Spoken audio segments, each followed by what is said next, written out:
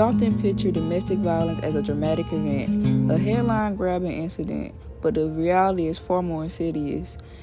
It's a pervasive issue, hidden behind closed doors, woven into the fabric of our communities, and inextricably linked to gender inequality. I'm Teresa Whitehead. I'm 16 and I'm a sophomore. Thank you for coming. Do you feel safe and respected in your workplace? Why or why not? Sometimes I feel safe in my workplace, but at times, like when it's late at night, when it's time for me to close. For example, last night it was time for me to close, and all my coworkers had walked out, and I was finishing clocking out, and an old man had walked in there after seeing all my coworkers leave and only saw me in there, and he still came in, and it made me feel unsafe. Thank you for being transparent. Have you ever felt unsafe in a relationship? What were the warning signs? Yes, I felt unsafe in a relationship. The warning signs were the person losing control of their emotions very quickly or becoming very possessive. What makes a home feel like a safe space for you? What makes a home feel safe for a safe place for me is communication, having good communication skills in a home, and being able to read each other out, and also not being very judgmental or very pushy. What message would you like to give to young girls about confidence and personal security? The message I would like to give to them is to always love themselves before they try to love everybody else, because if you don't love yourself, you don't have confidence in yourself, or if you can't even make yourself feel somewhat safe, then you're not going to be able to do that for others, or you're not going to be able to let others do that for you. And what role does trust play in feeling safe within relationships? Trust plays a huge role in feeling safe, because if you don't trust that person, then 9 times out of 10 you're not going to feel safe, you're not going to feel comfortable, and you're always going to feel very uncomfortable. So if you trust that person, then you feel very comfortable. You also don't feel like you're unsafe around that person. I think trust plays a huge part, and it's the main thing a relationship is built on. Do you also feel like this applies to platonic relationships? Yes, I think it also plays a part in that, because if you don't trust a close friend, or you don't trust somebody that you're in a platonic relationship with, then the friendship is not going to last. It's going to cause trust issues, it's going to cause other issues like arguments and things like that. Thank you for your transparency. For many, the cycle of abuse begins subtly. A controlling comment here, an isolated gesture there. Slowly, power imbalances become normalized, eroding the victim's sense of self-worth and agency. This insidious manipulation, often excused as just a disagreement, is a hallmark of domestic violence, and it thrives where gender roles are rigidly defined. My name is Inami Worsley. I'm in 10th grade and I'm 16 years old. Thank you for being here. What does feeling safe mean to you in your daily life? It means being able to do whatever I need to do to express myself without feeling like there's somebody over my shoulder watching me. Are there specific places or situations where you feel unsafe, and if so, why? Yes. When I'm alone by myself, like going to the store, I feel unsafe just because I know that like I'm very vulnerable by myself. How do gender expectations impact your sense of security? They impact my sense of security by always making me feel like no matter what I have on me, like my mace or a taser, I'm always going to be unsafe and vulnerable. Gender inequality fuels a dangerous cycle that often leads to domestic violence. Deeply rooted societal norms that devalue women and grant men dominance create an environment where violence against women is normalized, even excused. When women lack economic independence, they may be trapped in abusive relationships due to financial dependence on their partners. Similarly, limited legal protection and social support for victims can leave women vulnerable and with few escape routes. This power imbalance, fueled by societal expectations and inequalities, significantly increases the risk of domestic abuse and perpetuates a cycle of violence.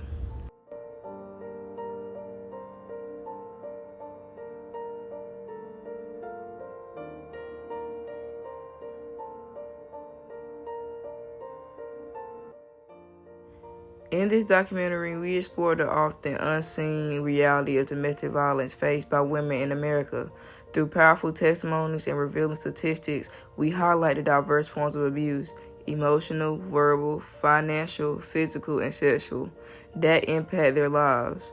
We delve into the cultural and society factors that contribute to these challenges, emphasizing the importance of community support and understanding. On average, 3 incidents are reported before offenders are charged with domestic violence. Every 44 minutes, another child witnesses domestic violence in Arizona. Up to 60% of perpetrators of intimate partners violence also abuse their children.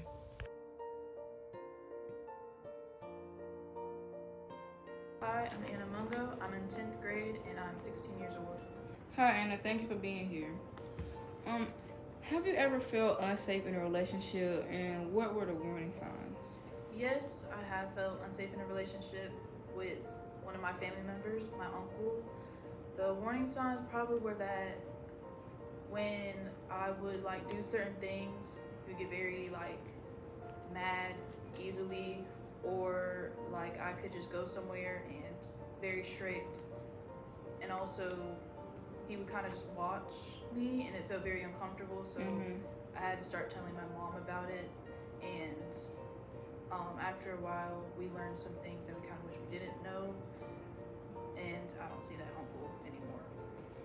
Thank you for your transparency.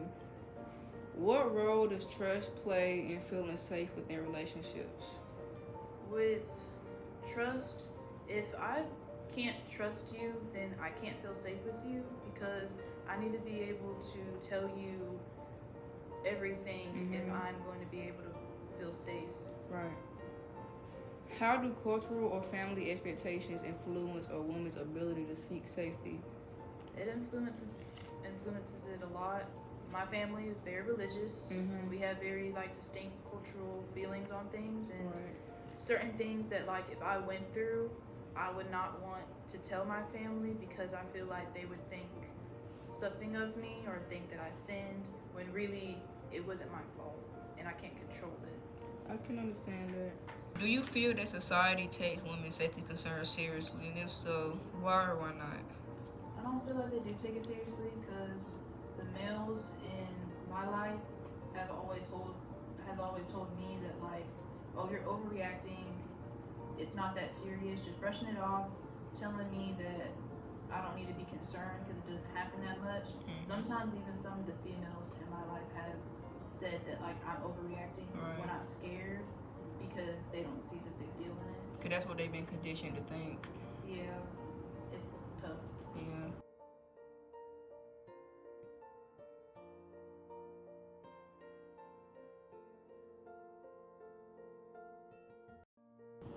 My name is Sean Cooley. I'm 16 years old and I'm in 10th grade.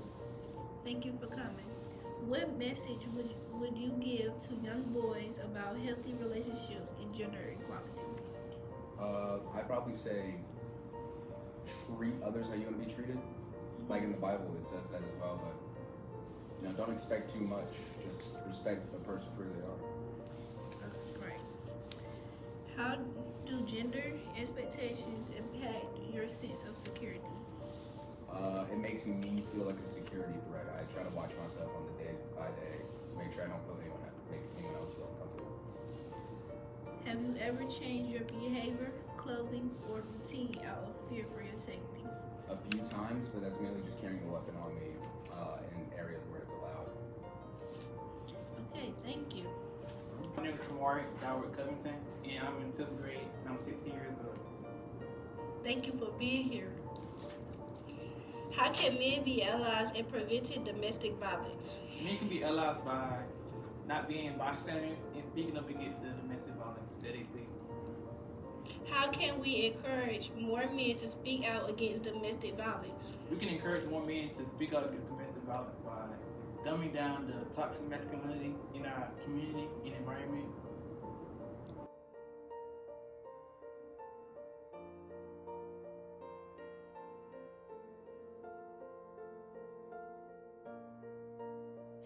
Domestic violence doesn't just affect the person it's happening to, it also affects the people witnessing it, such as children and kids.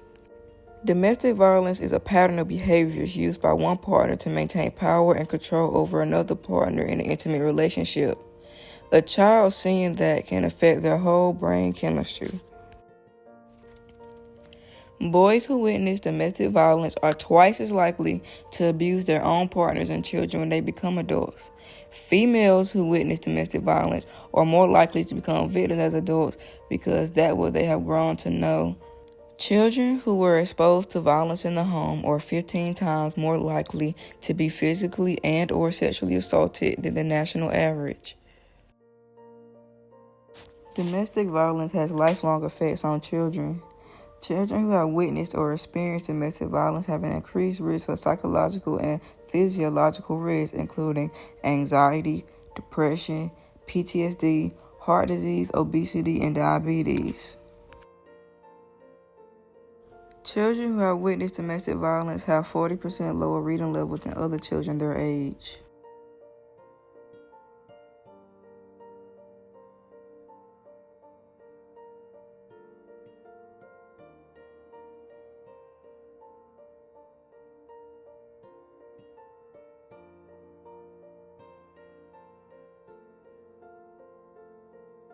Brianna Hurd.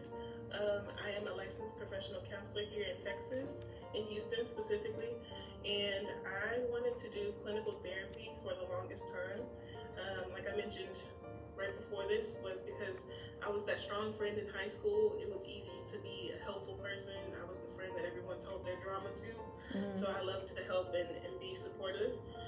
The other two things that I mentioned was being a woman of color. It was really important for me to break the stigma around mental health and not seeing a lot of people who look like me in therapy. I wanted to be that person that could support someone my age, in high school, who could use that kind of advice or use that kind of leadership and guidance through counseling. And then the last thing was basically me being a Christian and not hearing about mental health in church. It was really important. And so breaking that stigma as well and using faith and counseling as a way to support people was important.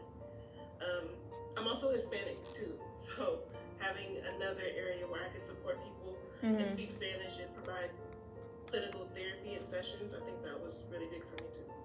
How does gender inequality contribute to the prevalence of domestic violence? Yeah, well, let's first start off with defining what domestic violence is.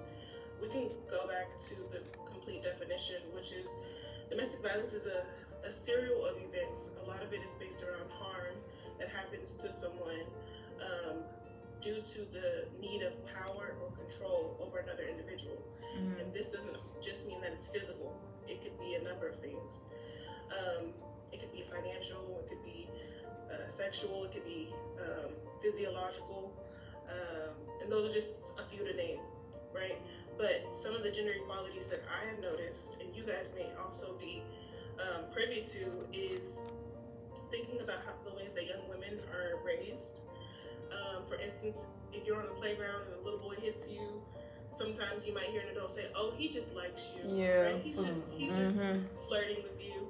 But as you become older women, and even in some cases where women are being domestically abused, they notice that, they might notice that sometimes they've been in a situation where that happened to them, right? As a kid, they were told that if a boy hits you, they like you. So when you're in a serious relationship, and you're experiencing these things, you don't know how to differentiate between the two because you've been told your whole life that that's just how men communicate, Right. which is not necessarily true. It's actually unhealthy and dangerous, right? Yeah. Another way is that men typically are more represented in the what would I say? How do I say this? The more powerful areas of employment.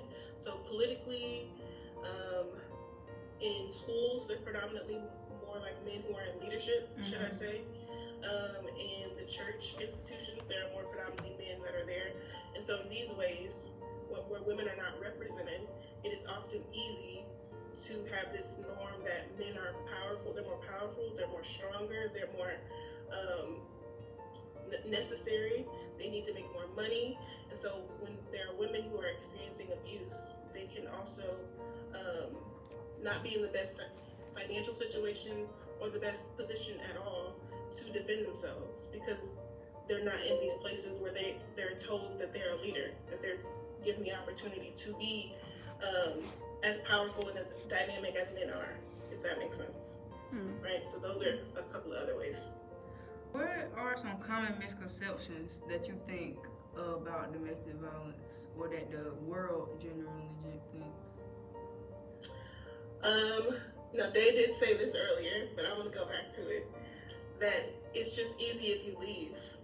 Sometimes women may be in situations where they're not working, or they may not have as much money to just leave as a man might have.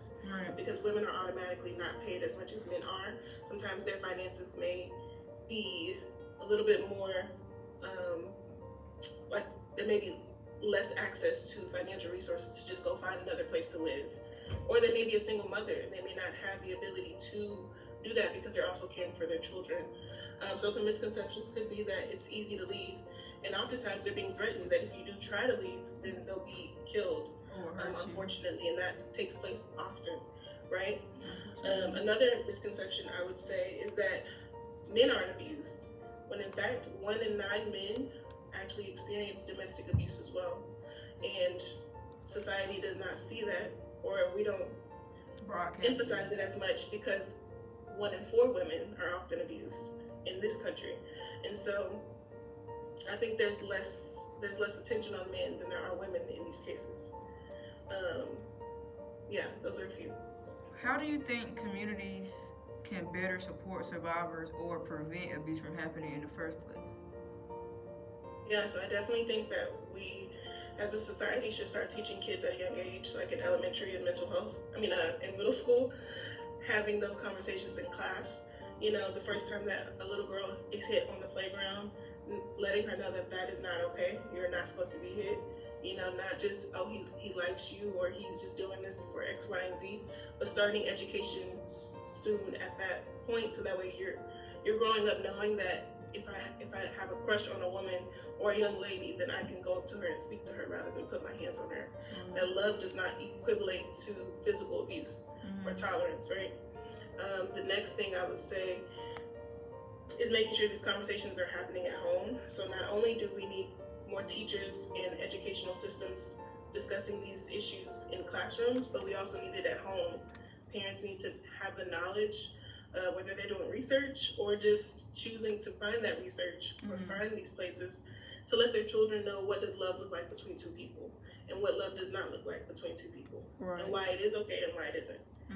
And then the next thing is to prevent more murder from happening in these domestic situations, is making sure that if someone comes to you and reports that they're being abused by someone else, to just believe them and to find that support, to find what they need. If it's someone in the police station, if it's someone in a school or church or wherever you feel safe, is making sure you help them find resources, because sometimes and oftentimes they feel alone and they don't know who to go to.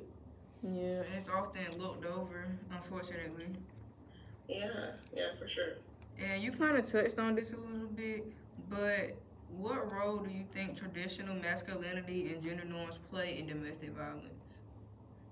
Yeah, so I was actually looking at some research over this, and specifically for Hispanic and Latino individuals, oftentimes there's this term called machismo, where men are told they're strong, they don't express their feelings, they're not weak individuals, they're predominantly in control, and they're often, also in the Hispanic community, they often lean on faith. And so that prevents a lot of the women and or men from going to report domestic abuse. In the Black and brown communities, I think the same thing, we don't call them machismo, but we often ostracize men who want to express themselves, who seek support, right? We tell them, oh, you shouldn't be crying, you're too young, not too young, you're too old for that. You don't need to cry. That makes you look weak. We laugh at them, right? And so that could also prevent them from wanting to report it, as well as Black people not trusting in the police, because we've seen so much brutality and inequality amongst people who look like us in the news and social media. Sometimes it's like, we don't want to go to the police. Right. They can't help us. Mhm. They don't know how to help us, right? And then for people who are in the LGBTQ community, and any other populations that are vulnerable, they're already being ostracized for being Who they are. LGBTQ, right? So now I have to not only out myself for that, I have to share that information, but now I have to share that I'm being abused. Right. And where am I going to stay? Who's going to keep me? Who's going to watch over me or look over me if I'm reporting these issues? Right. Is there anyone I can even trust? You already don't like me because I'm not straight. Now I have to tell you something else, and it's like they become unfortunately just pushed to the side and overlooked, like you said. Yeah. What changes do you think need to happen in workplaces to ensure women's safety? Yeah, I think as you guys are getting older and soon you'll be 18, and just overall society in general, if there are policymakers or people in the legislative branches that can start to make laws that protect the vulnerable populations more heavily, then we should be out there voting for them. We should be going to the town hall meetings. I think it's called something else, but town hall meetings where you can go and meet with those political representatives in your city or your town and request and or demand for changes to be made, right? Because we do have protective orders that we can take, like restraint orders that we can use against someone who's harming us, but sometimes the police, they may check on that issue one time and then they may not follow back up with that person. And so having laws in place that are stronger and more strict for these individuals who are experiencing abuse can be helpful. I was going to say there was another one. Making sure that we have more domestic abuse shelters that are available. Those get packed pretty quickly. And in rural areas where there's mostly, a lack of development, there's not many facilities there. We need more places like that could really do some help. I could go on, but I'm gonna stop right there. This question is a tad bit personal, but what makes a home feel like a safe space for you? What makes a home feel like a safe space for me? I would say that I'm the only one that has the key to it. Mm-hmm. I know that's right. I don't like sharing my space. I mean, I am married. I do have a husband, but aside from him, I don't want just everybody in my space. Mm-hmm. And people who are in those cases where they're abused, often that's not their situation, right? But for me, it has to be clean. I mean, I'm not the perfect cleanly, I'm not the most cleanest person ever, but I do like my space to be tidy and organized. What else makes it feel safe? I like my lights dim. Like even in my office, I have a lamp on, but the lights are off. That just kind of makes me feel calm and zen. And then the last thing I would say is hopefully it smells good. Maybe a candle burning or an incense or something like that. I think that's what helps me make it feel safe. What role do you think gender bias plays in how domestic violence cases are handled legally? That's a really great question. One thing I'll say is typically with even going back to the gender inequality, there's this idea that if you're being abused, it's because you were wrong. It's because you're stressing him out, usually, I'll say in typical cases, but you're the one that's causing him stress, so maybe that's why he acted out. Maybe he's having a bad day, right? So now it's like, well, if you're really a good woman, this wouldn't be happening to you. If you were doing what you were supposed to, then this wouldn't be happening. I think that's something I've heard before. Another one is oftentimes police are men, and they too have like an sometimes a bias in how they treat these cases, because they could chalk it up to, they're just arguing, or maybe you're too dramatic, you're just making a big deal out of this. This is not a huge situation that's happening. Or sometimes they don't even show up. Sometimes the police don't show up because they don't deem it as serious. I'm trying to think through other gender biases that can happen. But oftentimes women are the victims and they're the ones that are blamed because, again, men are seen as strong, they're seen as powerful, they're seen as bigger than, more important than, and so women are automatically judged for not being a man, basically, and not being able to defend themselves. And if they do defend themselves, then it's a whole nother situation. Yeah. Another thing I want to mention is I also think that the gender bias can be also the other way around, because if a man call the police and say that they're being abused by a woman, they're not going to take them seriously because their toxic masculinity lens, they think, oh, the man is supposed to be strong. The man, typically it's the man who's doing this.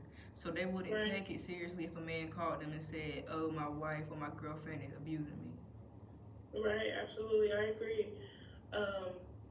It's unfortunate and it's really unfair to the populations that happens to. As a woman, are there specific places or situations where you feel unsafe? And if there are any, why do you feel unsafe in those places or situations?